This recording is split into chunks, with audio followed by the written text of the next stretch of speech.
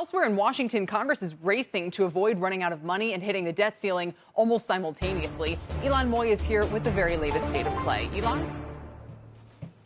Well, Kelly, the deadline to fund the government is next week. The deadline to avoid a catastrophic default is next month, and Democrats are tying the two together. Now, their plan would keep the government running through December the 3rd and suspend the debt ceiling until December 2022. But Republicans are against this. No GOP lawmakers voted for it when it passed the House last night, and Republicans intend to block it in the Senate as well to protest Democrats' $3.5 trillion social spending plan.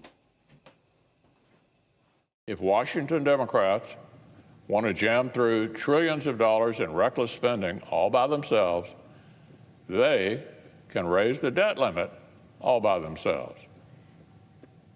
If they want to do one, they'll need to do the other.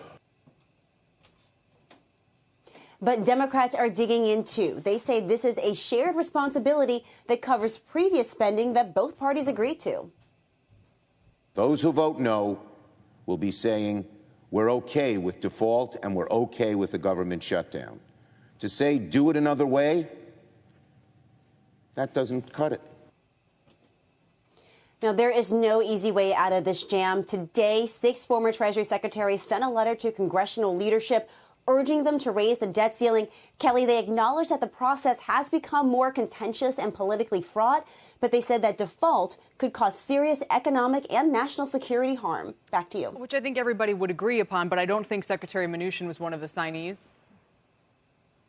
That's exactly right. There are reports that he did speak to Senator McConnell about this problem, but he did not sign on to that letter. That then leaves the Republicans in the position of still having to agree to anything that would fundamentally raise the debt ceiling here, right? So what does their version of the path from here to there look like? Well, what they say is 2 things. One, that they can avoid a government shutdown by simply stripping the debt limit provision out of any short-term funding bill. In fact, McConnell introduced a bill today to do just that. The second thing they say is that Democrats should be able to do this on their own by using the same process that they're using to pass that $3.5 trillion spending bill. The problem with that is that the process is incredibly complicated. It could take a couple of weeks to complete, and they would frankly still need Republican support to help it get out of committee and get to the floor in the first place. So this is really an entirely political exercise, Kelly, but it has economic consequences. Oh, hugely. Absolutely. Ylan, we appreciate it with the latest for today, or I should say maybe for this hour. Ylan Mui in Washington, D.C.